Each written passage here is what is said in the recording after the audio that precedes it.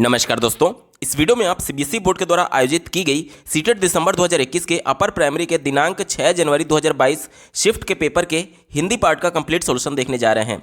CBSE board के द्वारा CTET दिसंबर 2021 में कुल 22 शिफ्टों में पेपर का आयोजन किया गया था, जिसमें से ये 15वें शिफ्ट के हिंदी पेपर को आप देख रहे हैं। अगर आप सभी शिफ्टों के कंप्लीट पेपर सॉल्यूशन को डिटेल में देखना चाहते हैं तो इस वीडियो के समाप्त होने के बाद से इस वीडियो का डिस्क्रिप्शन जरूर चेक करिएगा, और अगर आप चैनल पर पहली बार विजिट कर रहे हैं तो इसको सब्सक्राइब करते हुए बेल आइकन को जरूर प्रेस कर लीजिएगा। चलिए दोस्तों, आज के इस महत्वपूर्ण वीडियो को शुरू करते हैं। दोस्तों, प्रश्न संख्या 91 से 99 तक दिए गए पैराग्राफ पर आधारित पूछा गया था। पैराग्राफ के प्रश्नों को सॉल्व करने के लिए सबसे पहले आप प्रश्नों को एक बार देख लीजिए। उसके बाद जब आप पैराग्राफ पढ़ेंगे तो आपको पता होता है कि एक्चुअली हमें सर्च क्या करना है पैराग्राफ में, तो आपका समय भी बचता है और साथ ही साथ 2 से 3 ग्रामर बेस्ड क्वेश्चन पूछे जाते हैं, जिसको सॉल्व करने के लिए पैराग्राफ पढ़ने की आवश्यकता ही नहीं होती है। तो डायरेक्टली अगर आप प्रश्नों पर जाएंगे तो उन प्रश्नों को पहले आप सॉल्व कर पाएंगे। ठीक है, चलिए डायरेक्टली प्रश्नों पर चलते हैं। पहला प्रश्न पूछा गया था, गद्यांश में किस तृष्णा की बात नहीं की गई है। बात करेंगे अगले प्रश्न की। 92 नंबर का प्रश्न आप अपने स्क्रीन पर देख पा रहे होंगे, विभिन्न तृष्णाओं से मुक्ति का क्या उपाय है। 93 नंबर का प्रश्न देखिए, गद्यांश में किस अज्ञानता की चर्चा की गई है। इसके बाद से बात करेंगे अगले प्रश्न की। 94 नंबर का आप अपने स्क्रीन पर देखिए, जीवन पूरा हो जाता है से क्या तात्पर्य है। 95 नंबर का प्रश्न देखिए, तृष्णा का समन नहीं होता है। अगला प्रश्न पूछा गया था, आप अपने स्क्रीन पर देखिए, संसार में क्या है, और इस पर आधारित अगला प्रश्न पूछा गया था, आशा का विलोम है। देखिए, ये एक ऐसा प्रश्न है जिसको सॉल्व करने के लिए आपको पैराग्राफ पढ़ने की आवश्यकता ही नहीं है, तो डायरेक्टली इस प्रश्न को हम लोग देख लेते हैं। आशा का विलोम क्या हो जाएगा, आशा का विलोम निराशा होता है। ठीक है, ऑप्शन नंबर 1 इसका बिल्कुल सटीक जवाब हो जाएगा। 98 नंबर का प्रश्न देखिए, पूछा गया था कि देखिए, सरल शब्दों में प्रत्यय का प्रयोग किया जा सकता है, तो सरल में कौन सा प्रत्यय लगा करके कोई सार्थक शब्द बनाया जा सकता है। तो देखिए, सरल में अगर हम लोग ता प्रत्यय लगा दे तो सरलता बनता है। ठीक है, तो ऑप्शन नंबर 3 इसका बिल्कुल सटीक जवाब हो जाएगा। इस पर आधारित जो अंतिम प्रश्न पूछा गया था, आप अपने स्क्रीन पर देख पा रहे होंगे, मान का विलोम क्या होगा। तो मान का विलोम क्या हो जाएगा, मान का विलोम अपमान होता है। ठीक है, ऑप्शन नंबर 3 यहां पर बिल्कुल सटीक जवाब हो जाएगा।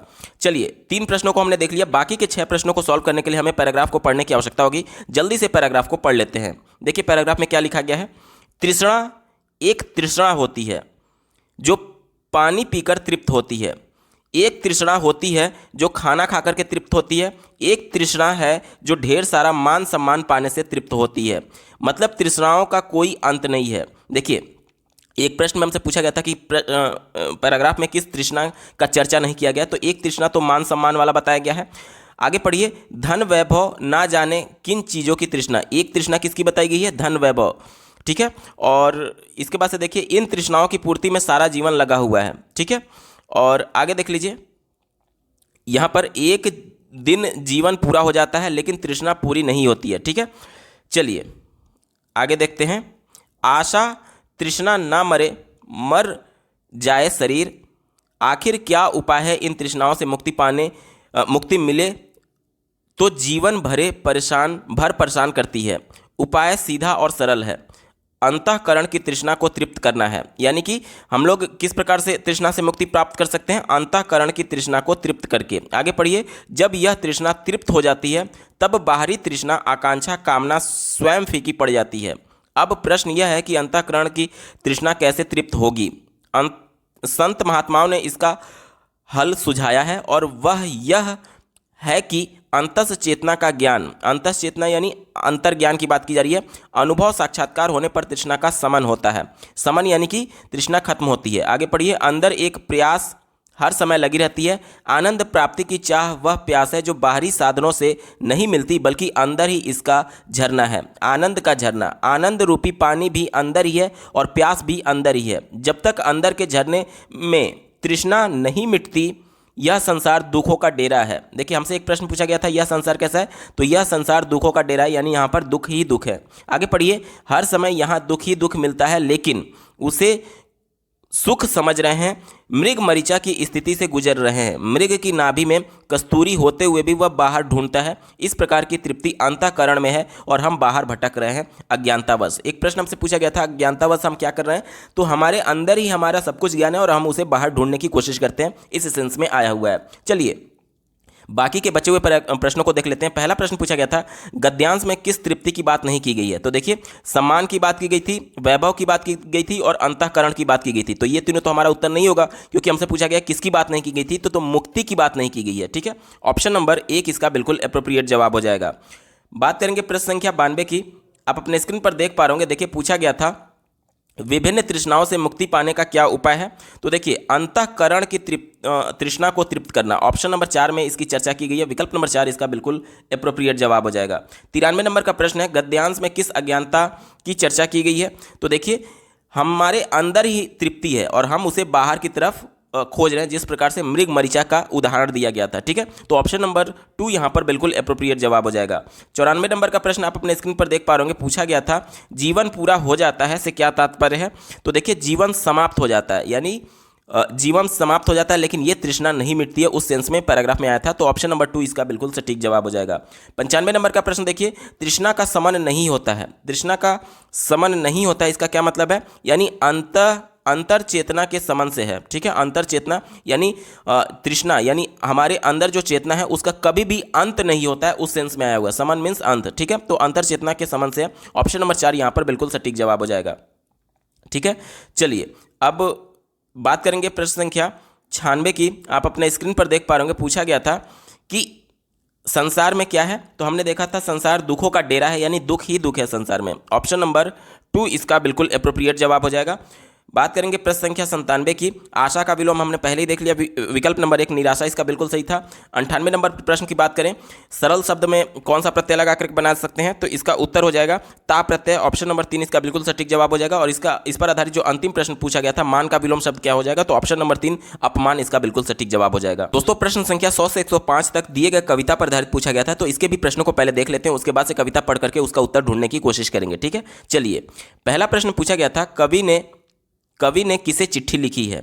इस पर आधारित अगला प्रश्न आप अपने स्क्रीन पर देख पा रहे होंगे। पूछा गया है चिट्ठियां वापस क्यों हो जाती हैं। अगला प्रश्न पूछा गया है 102 नंबर का, कितना नया है यह अनुभव मेरे लिए, पंक्ति के माध्यम से क्या कहने का प्रयास किया गया है। 103 नंबर का प्रश्न आप अपने स्क्रीन पर देख पा रहे होंगे। पूछा गया था देखिए कि ठिकाने से क्या तात्पर्य है। और इस पर आधारित अगला प्रश्न पूछा गया है कविता का मुख्य स्वर क्या है। और इस पर आधारित जो अंतिम प्रश्न था 105 नंबर का, पूछा गया था इत्तला का अर्थ क्या है। तो इत्तला मतलब होता है सूचना देना। क्या होता है, सूचना देना। देखिए विकल्प नंबर 3 इसका बिल्कुल सटीक जवाब हो जाएगा। जैसे आप बोलते हैं कि मैंने उससे इत्तला कर दिया है, यानी उसे सूचित कर दिया है। सूचना होता है इत्तला का मतलब। ठीक है, विकल्प नंबर 3 यहाँ पर बिल्कुल सटीक जवाब हो जाएगा।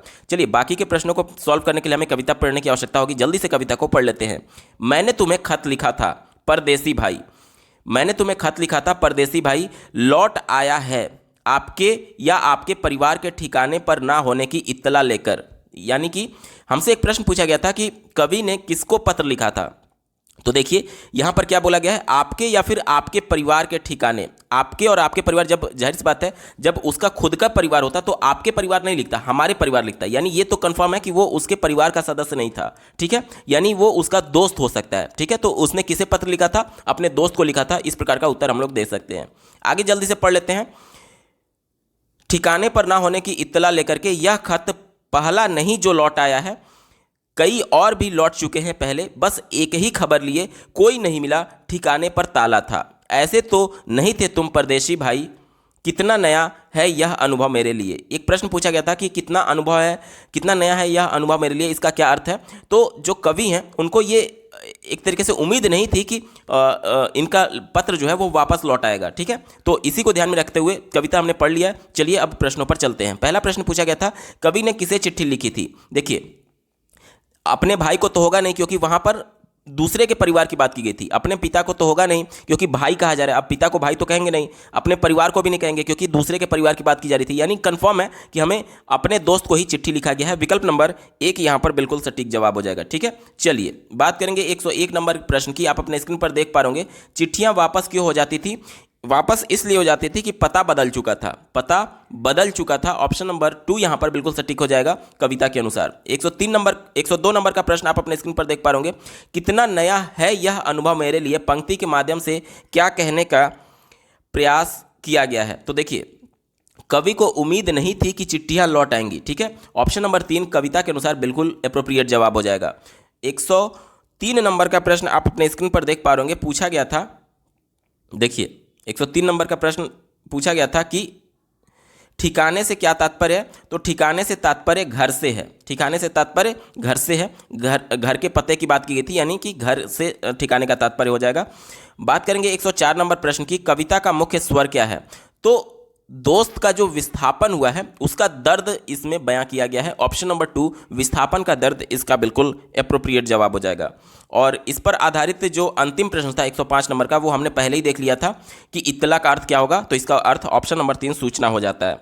दोस्तों ये सही तरीका है प्रश्नों को सॉल्व करने का गद्यांश और पद्यांश के। दोस्तों यहाँ से पेडागोजी का पार्ट शुरू हो रहा है और इतना ज़्यादा ये लेवल इसका हाई था, आप प्रश्नों को देखेंगे तो खुद आपको समझ में आएगा। पहला प्रश्न पूछा गया है, देखने में विश्वसनीय यानी सत्यभाषी के भाव से क्या आशय है। इस प्रश्न को देख करके आपको प्रश्न ही नहीं समझ में आएगा कि एक्चुअली पूछा क्या जा रहा है। इसको इंग्लिश में मैं आपको समझाता हूं, तब जाके थोड़ा सा आपको डाउट क्लियर होगा। इस प्रश्न का मतलब हुआ, what is meant by the expression believe in appearance. Appearance यानी कि उपस्थिति की बात की जा रही है, यानी कि भाषा में जो बच्चे हैं उनकी उपस्थिति के सेंस में ये प्रश्न पूछा जा रहा है। और विश्वसनीय का मतलब बिलीव हो गया और दिखने का मतलब हो गया अपीयरेंस, यानी दिखने के सेंस में, उपस्थिति के सेंस में यहाँ पर आया हुआ है। चौथे विकल्प से शुरुआत कर लेते हैं। कहा जा रहा है कि भाषा अधिगम में शिक्षार्थियों का बुद्धि स्तर यानी कि intelligence level of learners in language learning, यानी कि बच्चे के बुद्धि स्तर को बताया जा रहा है। तो ये निगेटिव है। कैसे? देखिए, यहाँ पर बच्चे का भाषा सीखना है और बच्चे के भाषा, जैसे मान लीजिए बच्चे का बुद्धि लेवल, आईक्यू लेवल कम है, फिर भी वो बच्चा लैंग्वेज को अर्जित कर लेता है अपने नेचुरल इन्वायरमेंट में, यानी बुद्धि का कुछ खास प्रभाव नहीं पड़ेगा। क्यों नहीं पड़ेगा? क्योंकि कहीं ना कहीं बच्चा नेचुरल इन्वायरमेंट में जब लैंग्वेज को एक्वायर कर रहा है तो जाहिर सी बात है बच्चे को अगर नेचुरल और सही तरीके से इन्वायरमेंट दिया जाए, सही तरीके से भाषा को सिखाया जाए, तो बच्चा दूसरे लैंग्वेज को भी अर्जित कर सकता है। जिस प्रकार से क्रेशन का सिद्धांत था कि उन्होंने बताया था कि बच्चे को अगर इनपुट दिया जाए, उसके बाद से अलग अलग प्रक्रियाएं की जाए, जिस प्रकार से फर्स्ट लैंग्वेज को बच्चे ने अर्जित किया था, अगर उसी प्रकार का नेचुरल इन्वायरमेंट सेकंड लैंग्वेज में भी दिया जाए तो बच्चा उसी प्रकार से, जिस प्रकार से फर्स्ट लैंग्वेज को अर्जित किया था, सेकंड लैंग्वेज को भी अर्जित कर सकता है। ये क्रेशन का मानना था। ठीक है, इसलिए उन्होंने बुद्धि को एक तरीके से बुद्धि का स्तर यानी आईक्यू लेवल को बहुत ज़्यादा इंपॉर्टेंस नहीं दिया था। इस वजह से ये विकल्प निगेटिव हो जाएगा, हमारा उत्तर नहीं होगा। तीसरा देखिए, विद्यार्थी स्वयं अपने अधिगम के बारे में और उसके अध्यापक उसके अधिगम के बारे में क्या धारणा रखते हैं। धारणा को अंग्रेजी में परसेप्शन बोलते हैं, यानी कि इसको मैं इंग्लिश में बता दे रहा हूं ताकि थोड़ा क्लियर हो जाए। What is the perception of the student himself about his learning and his teachers about his learning, यानी कि बच्चे अपने स्वयं के और अध्यापक उन बच्चों के बारे में क्या धारणा रखते हैं। तो देखिए, आप कुछ भी धारणा रख लें, लेकिन भाषा जो है वो धारणा से नहीं बल्कि कितना बच्चा प्रैक्टिस कर रहा है उस लैंग्वेज को लेकर के, उससे डिसाइड होता है कि बच्चा कितना सीख पाएगा उस भाषा को, उस लैंग्वेज को। जैसे कि मान लीजिए आप ये कह सकते हैं कि कोई अधिगम विक्षमता से जूझ रहा है, कोई शारीरिक अक्षमता से जूझ रहा है, लेकिन उसका जो भाषा का अर्जन होता है वो नेचुरल इन्वायरमेंट में हो रहा होता है, यानी कि उसके लिए नेचुरल इन्वायरमेंट अगर क्रिएट कर दिया जाए तो उसका पहले का परसेप्शन क्या है कि वो कैसा बालक है, मतलब अच्छा बालक है, मतलब कहने का मतलब कि तेज बालक है या फिर कमजोर बालक है या फिर मध्यम बालक है, उसका कोई खास प्रभाव नहीं पड़ेगा अगर बच्चे को नेचुरल इन्वायरमेंट दे दिया जाए। यानी कि यहाँ पर टीचर का परसेप्शन और बच्चे के खुद का परसेप्शन कुछ खास मतलब नहीं रखेगा। निगेटिव हो गया, हमारा उत्तर नहीं होगा। दूसरा देखिए, प्रत्येक शिक्षार्थी के भाषा अधिगम के बारे में अध्यापक का निर्णय, ये भी उसी के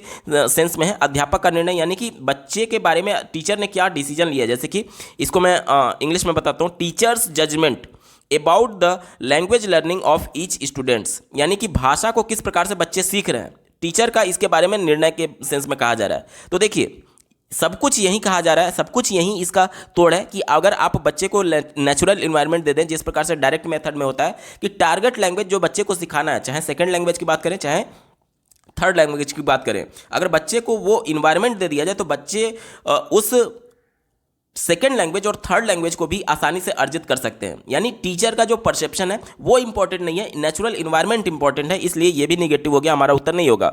एक ही विकल्प बचा ऑप्शन नंबर 1। देखिए, अध्यापक भाषा के बारे में और सर्वाधिक अच्छी तरीके से कैसे सीखी जा सकती है के बारे में क्या सोचते हैं और कैसे प्रतिक्रिया देते हैं। यानी कि अब टीचर जो है वो बच्चे के बारे में अपना परसेप्शन ना बनाए कि बच्चा भाषा को सीख नहीं पा रहा है। अगर नहीं सीख पा रहा है तो ये एज ए टीचर हमारी गलती है। क्यों? क्योंकि बच्चे हर प्रकार के चीज़ों को सीखने के लिए उत्सुक रहते हैं, और अगर बच्चा नहीं सीख पा रहा है तो कहीं ना कहीं हम गलत विधि का प्रयोग कर रहे हैं एज ए टीचर, ताकि क्योंकि बच्चा सीख ही नहीं पा रहा है, तो इसमें हमारा फेल्योर है, बच्चे का फेल्योर नहीं है। इसको मैं अंग्रेजी में बता देता हूं। देखिए क्या कहा जा रहा है, What teachers think and give feedback about the language and how language can be best be learn, यानी कि किस प्रकार से भाषा को सर्वाधिक अच्छी तरीके से सीखा जा सकता है। तो ये अप्रोच होना चाहिए टीचर का कि बच्चे को बेस्ट से बेस्ट मेथड प्रोवाइड किया जाए ताकि वो बच्चा लैंग्वेज को सीख पाए। ठीक है, तो ऑप्शन नंबर 1 यहाँ पर बिल्कुल पॉजिटिव है और यही इसका बिल्कुल सटीक जवाब हो जाएगा। विकल्प नंबर 1 इसका सही उत्तर है।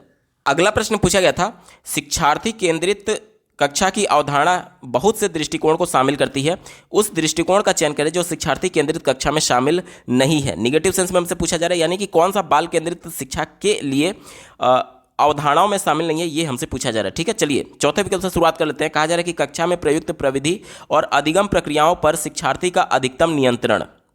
देखिए, किस प्रविधि का प्रयोग करके बच्चों को पढ़ाना है, निश्चित तौर पर यह बालक को ध्यान में रख करके ही तय किया जाता है। तो यानी कि उस पर शिक्षार्थी का नियंत्रण होना चाहिए कि जैसे बच्चा प्राइमरी का है तो खेल के माध्यम से ही सीखेगा, बच्चा अगर अपर प्राइमरी का है तो निश्चित तौर पर वो कुछ गतिविधि करके सीखेगा। तो ये सभी चीज़ें शिक्षार्थी के कंट्रोल में होनी चाहिए। कंट्रोल में कहने का मतलब कि शिक्षार्थी को ध्यान में रख करके ही टीचर को ये सब डिसाइड करना चाहिए। यानी ये किसका कंट्रोल हो रहा है, बच्चे का कंट्रोल हो रहा है, क्योंकि बच्चे के हिसाब से ही आपको शिक्षण प्रविधि को तय करना होगा। तो ये बिल्कुल पॉजिटिव है, इसलिए हमारा उत्तर नहीं होगा। क्यों नहीं होगा, क्योंकि हमसे निगेटिव वाला पूछा गया था। तीसरा देखिए, न केवल कक्षा के भीतर बल्कि कक्षा के बाहर भी शिक्षार्थी द्वारा अपने अधिगम का उत्तरदायित्व लेना। बिल्कुल सही बात है, बच्चा करके कब सीखेगा, जब अपने शिक्षण के लिए, अपने अधिगम के लिए वो खुद उत्तरदायी होगा, यानी कि खुद रुचि लेगा, तभी तो वो, जैसे कि थॉर्नडाइक का तत्परता का नियम था, यानी कि अगर बच्चा खुद से इंटरनली मोटिवेट होगा तभी तो सीख पाएगा। नहीं तो टीचर कितना भी उसको बोल करके चला जाए, कितना भी सिखा करके चला जाए, कितना भी गतिविधि करा ले, कितना भी खेल के माध्यम से सिखा ले, बच्चा कहाँ सीख पाएगा जब बच्चा खुद ही तत्पर नहीं है। तो इसलिए कहा गया है कि बच्चे भी उत्तरदायी होने चाहिए। तो ये बात तो बिल्कुल पॉजिटिव है, इस वजह से हमारा उत्तर नहीं होगा, क्योंकि हमसे निगेटिव वाला पूछा गया था। पहला देखिए, पाठ्यक्रम की विषय वस्तु यानी कि करिकुलम और प्रक्रियाओं की अभिकल्पना में शिक्षार्थियों की संलग्नता, यह भी बात बिल्कुल सही है। यानी कि पाठ्यक्रम का जो करिकुलम है वो बच्चे को ध्यान में रख करके तैयार किया जाता है, उनकी संलग्नता इसमें होनी चाहिए। कैसे, अब इसको ध्यान से समझिएगा। आज हम लोग समावेशी कक्षा की बात करते हैं, जिसमें प्रत्येक अक्षमता से जूझ रहा बालक भी है, शारीरिक विकलांगता से जूझ रहा बालक भी है। तो मान लीजिए कि कोई एक ऐसा बालक है, मान लीजिए कि कोई ऐसा बालक है जो कि शारीरिक तौर पर गतिविधि नहीं कर सकता या फिर खेल करके नहीं सीख सकता, जैसे कोई दिव्यांग होगा, तो उस कंडीशन में जो करिकुलम है, जो पाठ्य वस्तु है, उसका जो विषय वस्तु है, वो निश्चित तौर पर बच्चे को ध्यान में रख करके ही हमें तय करना होगा। यानी उसका भी संलग्न होना, जब पाठ्यक्रम तय हो रहा होगा तो उसका भी संलग्न होना जरूरी है, ताकि उसकी समस्याओं को ध्यान में रख करके पाठ्यक्रम को तैयार किया जा सके। तो ये भी बात बिल्कुल पॉजिटिव हो गया, हमारा उत्तर नहीं होगा, क्योंकि हमसे निगेटिव वाला पूछा गया था। दूसरा देखिए, एक ही विकल्प बचा, क्या पढ़ना चाहिए, इस प्रकार के नीति विषयक निर्णयों में शिक्षार्थियों की संलग्नता। यानी कि अब हमें यह कहा जा रहा है कि बच्चे ये तय करेंगे कि उन्हें क्या पढ़ना चाहिए। तो ये निगेटिव है। कैसे, जैसे मान लीजिए बच्चे ABCD सीख लिए, अब आगे की संकल्पना उनके लिए अगर कठिन लग रही है, बच्चे को अगर कठिन लग रही है, तो बच्चा तय कर लेगा अपने आप से, नहीं नहीं मैं ये नहीं पढ़ूंगा, ये तो बहुत कठिन है, मैं तो केवल ABCD पढ़ूंगा। तो क्या वो जिंदगी भर ABCD पढ़ता रहेगा? नहीं, बच्चे को क्या पढ़ाना है ये टीचर तय करेगा, बच्चे का जो सिलेबस है वो तय करेगा, ना कि बच्चा तय करेगा। बच्चा अपने लिए कौन सी विधि से पढ़ना ये तय कर सकता है, बच्चा किस प्रकार से सीखेगा ये तय कर सकता है, लेकिन बच्चा पाठ्यक्रम को तय नहीं करेगा कि मैं यही पढ़ूंगा। ठीक है, ये सिलेबस का काम है, टीचर का काम है, बोर्ड्स का काम है। ठीक है, बच्चे का काम नहीं है। तो ऑप्शन नंबर 2 यहां पर निगेटिव हो जाएगा, और इसलिए ऑप्शन नंबर 2 बिल्कुल एप्रोप्रिएट जवाब है, क्योंकि हमसे निगेटिव वाला ही पूछा गया था। अगला प्रश्न पूछा गया था, अंग्रेजी भाषा के भाषिक प्रभुत्व के साथ साथ और क्या परिलक्षित होता है। अंग्रेजी भाषा का भाषिक प्रभुत्व कहने का मतलब कि पूरे देश भर में जो सबसे ज़्यादा भाषा बोली जाती है वो अंग्रेजी भाषा बोली जाती है।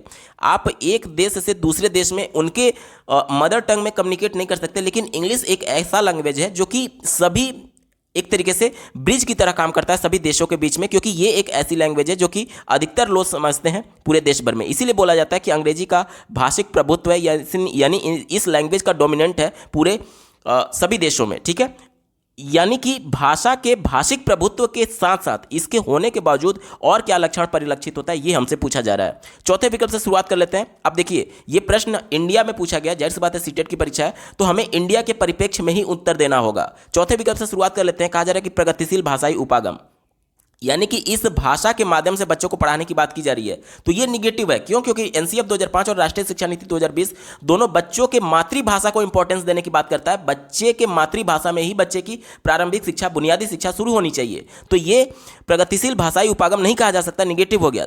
तीसरा देखिए, दूसरे विषयों में कमतर उपलब्धि, यानी कि ये कहा जा रहा है कि अगर कोई बच्चा इंग्लिश में बहुत अच्छा है तो दूसरे विषयों में उसकी उपलब्धि कम हो जाएगी। तो ये तो निगेटिव हो गया ना। इंग्लिश एक लैंग्वेज मात्र है, भाषा मात्र है, है अपने आप को एक्सप्रेस करने का एक साधन मात्र है, इससे किसी दूसरे सब्जेक्ट से कोई भी लेना देना नहीं है। तो ये विकल्प बिल्कुल नेगेटिव है, क्योंकि आप अगर एक सब्जेक्ट में अच्छे हैं तो इसका ये मतलब थोड़ी है कि दूसरे सब्जेक्ट में कमजोर होंगे, हो सकता है आपका वो भी सब्जेक्ट अच्छा हो। ठीक है, चलिए दूसरा दिया गया, सत्ता और संसाधन का समान आवंटन। सत्ता और संसाधन का समान आवंटन कहा जा रहा है, तो ये विकल्प निगेटिव है। कैसे निगेटिव है, देखिए अगर इंडिया के परिप्रेक्ष्य में मैं देखूं तो जो इंडिया में जो कोर्ट कचहरी का जो लैंग्वेज है वो इंग्लिश लैंग्वेज है, ठीक है, लेकिन बाकी के जो और ऑफिस में काम होते हैं वो भारत की जो राजभाषा है, संविधान के अनुसार आर्टिकल 343(1) के अंतर्गत जो हिंदी को राजभाषा का दर्जा दिया गया है, अन्य विद्यालयों में चले जाइए या फिर अन्य जगहों पर चले जाइए तो वहां पर हिंदी का प्रयोग किया जा रहा होता है। यानी कि इसका समान आवंटन अगर इंग्लिश का होता तो जाहिर सी बात है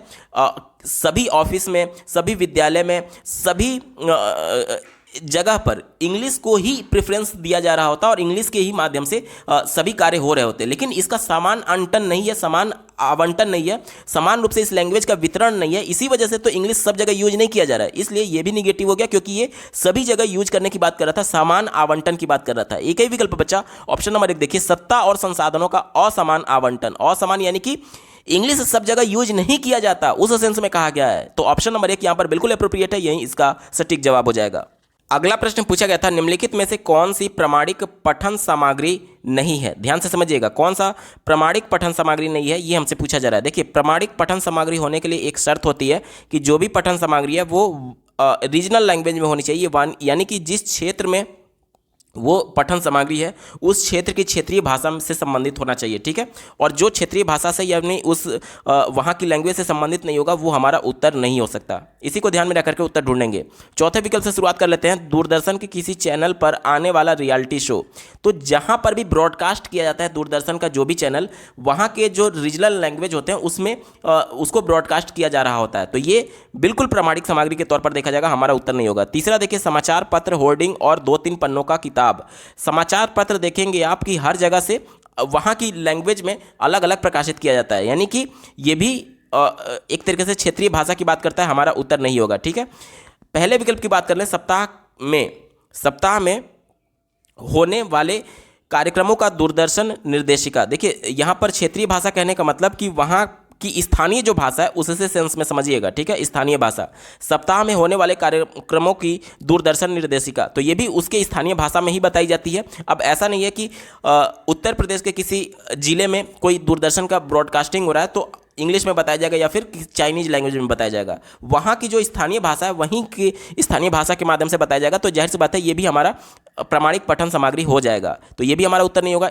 एक ही विकल्प बचा, ऑप्शन नंबर 2 देखिए, कक्षा अध्यापक द्वारा लिखा गया कोई एक निबंध। अब देखिए कक्षा अध्यापक द्वारा कोई निबंध लिखा गया तो इसका ये भी तो मतलब हो सकता है कि हो सकता है ना कि बच्चे का जो स्थानीय भाषा है यानी जहाँ पर वो पढ़ा रहा है वहाँ की जो स्थानीय भाषा है वो टीचर ना जानता हो, क्योंकि ये कैसे प्रैक्टिकली पॉसिबल है कि एक टीचर जो भारतवर्ष में इतनी भाषाएं, इतनी बोलियाँ बोली जाती हैं, कैसे ये संभव है कि प्रत्येक भाषा, प्रत्येक बोली को वो टीचर समझ पाएगा। तो अगर टीचर जो है वो अपनी या फिर विद्यालय की औपचारिक भाषा या फिर किसी ऐसे लैंग्वेज में लिख रहा है जो कि वहाँ की स्थानीय भाषा नहीं है, तो उसे हम लोग प्रमाणिक पठन सामग्री के तौर पर नहीं देखेंगे। और यही हमसे पूछा गया था कि कौन सा प्रमाणिक पठन सामग्री नहीं है, तो ऑप्शन नंबर 2 यहां पर बिल्कुल एप्रोप्रिएट जवाब हो जाएगा, विकल्प नंबर 2 सही उत्तर है। अगला प्रश्न पूछा गया था, निम्नलिखित में से कौन सा कार्य आधारित पाठ का चरण नहीं है। कार्य आधारित पाठ यानी कि बच्चे खुद करके सीख रहे हैं, उसका चरण कौन सा नहीं है, ये हमसे पूछा जा रहा है। चौथे विकल्प से शुरुआत कर लेते हैं।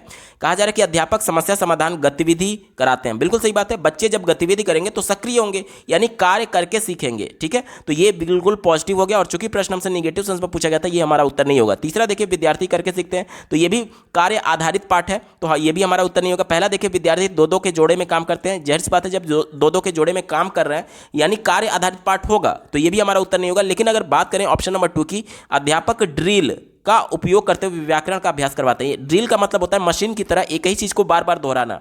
तो यहां पर बच्चे सक्रिय नहीं है, सक्रिय तब माने जाते जब खुद करके अपने ज्ञान का निर्माण कर रहे होते हैं। यहां पर एक ही चीज को जब बार बार दोहराया जाता है तो वो हम अधिगम नहीं कर रहे हैं, बल्कि वो हमारी आदत में बन जा रहा है। जैसे कि सुबह उठते ही आप पहले क्या जाते हैं, शौच पर जाते हैं, शौच करने जाते हैं, उसके बाद से फ्रेश व्रेश होकर के अन्य कामों में अपनी सहभागिता दिखा रहे होते हैं।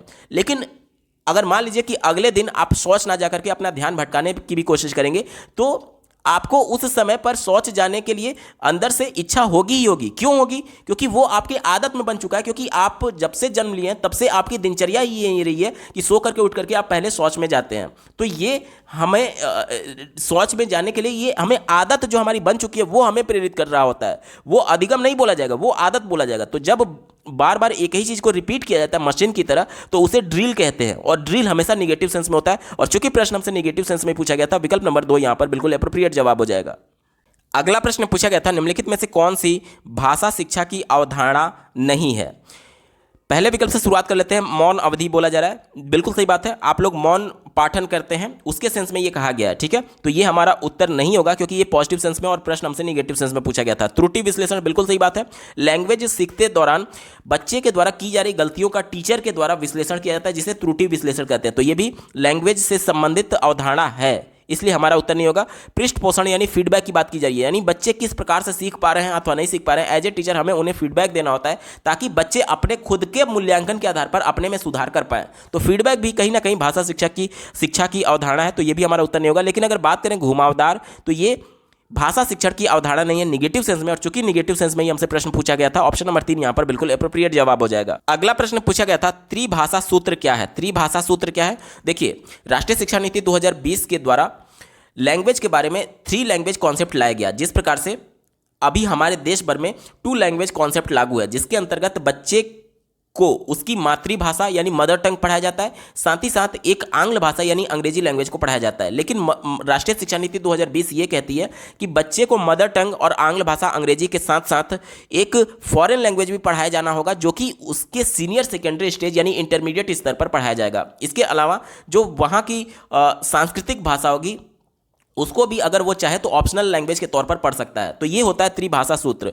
तो यहाँ पर आपसे ये नहीं पूछा गया कि त्रिभाषा में क्या क्या पढ़ाना है, यहाँ पर सिर्फ ये पूछा गया है कि त्रिभाषा सूत्र होता क्या है। तो देखिए, ऑप्शन नंबर 1 में इसकी चर्चा की गई है। विद्यालयी शिक्षा के संदर्भ में शिक्षा में भाषा की नीति, शिक्षा में भाषा की नीति को ही त्रिभाषा सूत्र कहा गया है, और राष्ट्रीय शिक्षा नीति 2020 में इसका विचार रखा गया था, ठीक है। तो ऑप्शन नंबर 1 यहाँ पर बिल्कुल सटीक जवाब हो जाएगा। देखिए, आप चौथे विकल्प को देख करके कंफ्यूज मत हो जाइएगा कि यहां पर अंग्रेजी और विदेशी भाषाओं का अध्ययन करने के लिए बोला गया है। यहां पर त्रिभाषा सूत्र है क्या, इसके बारे में पूछा गया है। इसमें कौन कौन सा लैंग्वेज पढ़ाया जाएगा ये नहीं पूछा गया है। इस वजह से ये भाषा नीति है जो कि राष्ट्रीय शिक्षा नीति में शामिल की गई थी, इस वजह से चौथा गलत हो जाएगा, और बाकी के ये दोनों भी गलत हैं। ऑप्शन नंबर 1 इसका बिल्कुल एप्रोप्रिएट जवाब होगा। अगला प्रश्न पूछा गया था, अभी तक, लेकिन और इसलिए किसके उदाहरण हैं? तो ये देखिए, ये सभी जो शब्द हैं, ये दो वाक्यों को जोड़ने का काम करते हैं, और जोड़ने का काम करेंगे, इसलिए योजक कहा जाएगा। तो 2 विकल्पों में आपको योजक दिख रहा है, बाकी के 2 विकल्प जिसमें योजक नहीं है वो तो पहले ही कट हो गया। अब हमारे पास 2 विकल्प बचा, इसमें से कौन सा सही होगा? देखिए, ये जितने भी योजक शब्द हैं, इसको ध्यान से देख लीजिए।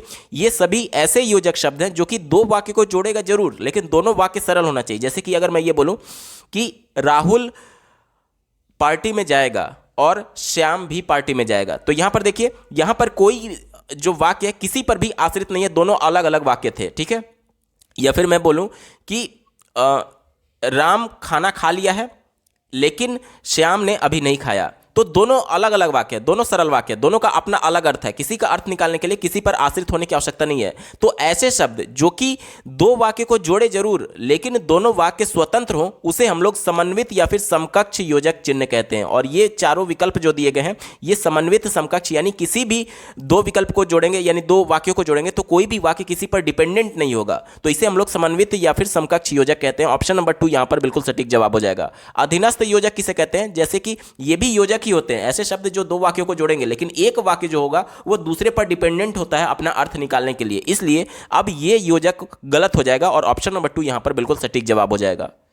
अगला प्रश्न पूछा गया था, दिए गए 10 वाक्यों को सही क्रम में संगठित करो। इस प्रकार के प्रश्नों से किस प्रकार की मदद मिलती है? चलिए पहले विकल्प से शुरुआत कर लेते हैं। मतलब कि कोई 10 वाक्य दिया गया है जो कि सही से अरेंज नहीं है, और इनको क्रम में व्यवस्थित करना है, ये बोला गया है, ठीक है। तो इसको क्रम में व्यवस्थित करने के लिए सबसे पहले आप सभी वाक्यों को पढ़ेंगे, उसका पूरा मेन थीम निकालेंगे, और मेन थीम के अंतर्गत कौन सा वाक्य किस क्रम में आना चाहिए इसके बारे में हम लोग जान रहे होंगे, ठीक है। यानी कि प्रोसेस दर प्रोसेस, स्टेप बाय स्टेप कौन सा वाक्य पहले आएगा, उसके बाद अगला स्टेप क्या हो सकता है, उस घटना में अगला स्टेप क्या हो सकता है, ये चीजें हमें देखना होगा और उसके बाद से वाक्यों को हम लोग संगठित करेंगे सही क्रम में। तो ये क्या होगा, ये प्रोसेस से जुड़ा हुआ है, यानी प्रक्रिया दर प्रक्रिया, स्टेप बाय स्टेप। तो ऑप्शन नंबर 3 लेखन की प्रक्रिया को समझने में मदद करेगा। विकल्प नंबर 3 इसका बिल्कुल सटीक जवाब हो जाएगा।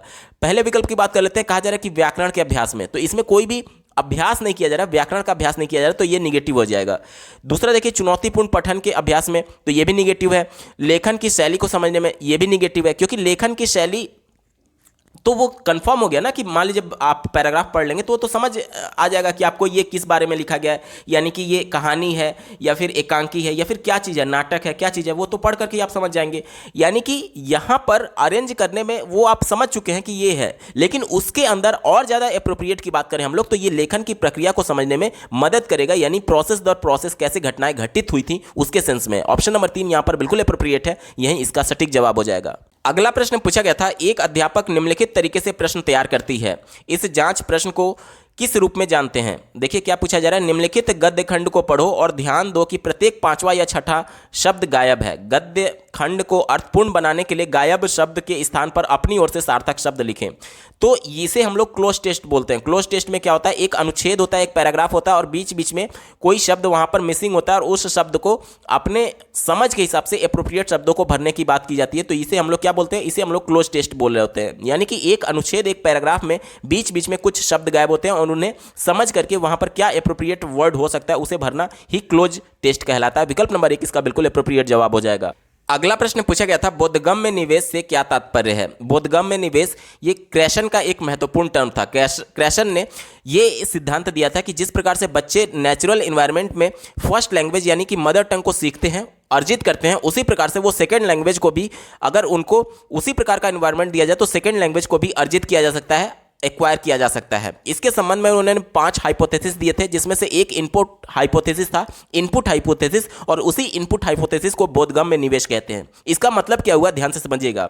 अभी बच्चे का जो मानसिक स्तर है, मान लीजिए बच्चे का मानसिक स्तर इतना है, तो उसके मानसिक स्तर से कुछ ज़्यादा आपको निवेश देना होगा, इनपुट देना होगा, इन्वेस्टमेंट करना होगा बच्चे को भाषा सिखाने के संदर्भ में। जैसे कि मान लीजिए कि बच्चा अभी 6 महीने का है, बच्चा मान लीजिए 6 महीने का है, जो कि या फिर साल भर का है, तो ज़्यादा से ज़्यादा वो क्या बोलेगा, काका, मामा, चाचा, पापा, यही सब तो बोलेगा। अब उसको और ज़्यादा शब्दों के बारे में बताने के लिए जाहिर सी बात है आप उसको उसके साथ बातचीत कर रहे होते हैं। जितना आप उससे बातचीत करेंगे उतना ही बच्चा भाषा पर पकड़ मजबूत करेगा। कैसे ये हो रहा है, आप उसको बोल करके, उससे कम्युनिकेट करके उसके नए नए शब्दों को इन्वेस्टमेंट कर रहे हैं, यानी कि उसमें इन्वेस्ट कर रहे हैं, उसमें निवेश कर रहे हैं। इसी को बोला जाता है कि बच्चे का जो मानसिक स्तर है, बच्चे का जो वर्तमान स्तर है, उससे थोड़ा एक स्तर ऊपर ही यहां पर बोधगम्य निवेश क्रैशन के द्वारा बताया गया था। ठीक है, तो दिए गए विकल्प में देखिए ऑप्शन नंबर 1 में इसी की बात की गई, शिक्षार्थी अपनी भाषा में तब सुधार कर पाते हैं जब उन्हें उनके वर्तमान स्तर यानी कि वर्तमान अभी जो उसका लेवल है उससे थोड़ी सी आगे के स्तर यानी एक स्टेप ऊपर का भाषिक निवेश दिया जाता है। इसके संबंध में उन्होंने I+1 का सिद्धांत दिया था। आई क्या है, बच्चे का वर्तमान इंटेलेक्चुअल लेवल है और उससे एक स्तर ऊपर, यानी कि आई मान लीजिए इतना है, तो इससे एक स्तर ऊपर I+1 की बात की जा रही है, एक स्तर ऊपर उसको बताने की बात की जाती है। इसे ही बोधगम्य निवेश कहते हैं। ऑप्शन नंबर 1 इसका बिल्कुल एप्रोप्रिएट जवाब हो जाएगा। अगला प्रश्न पूछा गया था, निम्नलिखित में से कौन सा चरण वाचन में प्रवाह विकसित करने की गतिविधि नहीं है। वाचन में प्रवाह यानी कि फ्लुएंसी, किसी भी भाषा को बोलते समय कितना बच्चा फ्लुएंट है, कितना धारा प्रवाह तरीके से बोल पा रहा है, कौन सी ऐसी गतिविधि है जो कि उसको धारा प्रवाह बोलने से रोकेगी। ठीक है, इसी को ध्यान में रख करके उत्तर ढूंढेंगे। चलिए चौथे विकल्प से शुरुआत कर लेते हैं। कहा जा रहा है कि विद्यार्थियों को रोल प्ले प्रस्तुत करने से पहले उसे तैयार करने का पर्याप्त समय दिया जाता है। बिल्कुल सही बात है, जितना ज़्यादा आप बच्चे को समय देंगे उतना बच्चा प्रैक्टिस करके फ्लुएंट बोल पाएगा, अपने कैरेक्टर के हिसाब से अपने डायलॉग्स को डिलीवर कर पाएगा। तो समय देना कहीं ना कहीं उसके फ्लुएंसी में मदद करेगा, धारा प्रवाह में मदद करेगा। तो ये पॉजिटिव हो गया, इसलिए हमारा उत्तर नहीं होगा क्योंकि हमसे निगेटिव वाला पूछा गया था। तीसरा देखिए, अध्यापक रोल प्ले तैयार करने के लिए निवेश सामग्री प्रदान करते हैं। निवेश सामग्री यानी कि जिस प्रकार से इसके पहले वाले प्रश्न में आपने देखा था कि क्रैशन के सिद्धांत के अनुसार उसको बोधगम्य निवेश दिया जाता था, यानी बच्चे का जो वर्तमान स्तर था उससे एक स्तर ऊपर बताया जाता था। तो कहीं ना कहीं बच्चे नई नई चीजों को सीखेंगे और जितना ज्यादा सीखेंगे उतना ही धारा प्रवाह होंगे उस पर्टिकुलर लैंग्वेज में। ठीक है, तो यह भी पॉजिटिव हो गया, हमारा उत्तर नहीं होगा। पहला देखिए, अध्यापक विद्यार्थियों को भाषा के अभ्यास हेतु ऐसे कार्ड देते हैं जिसमें उन्हें क्या भूमिका अभिनीत करनी है लिखा है। बिल्कुल सही बात है।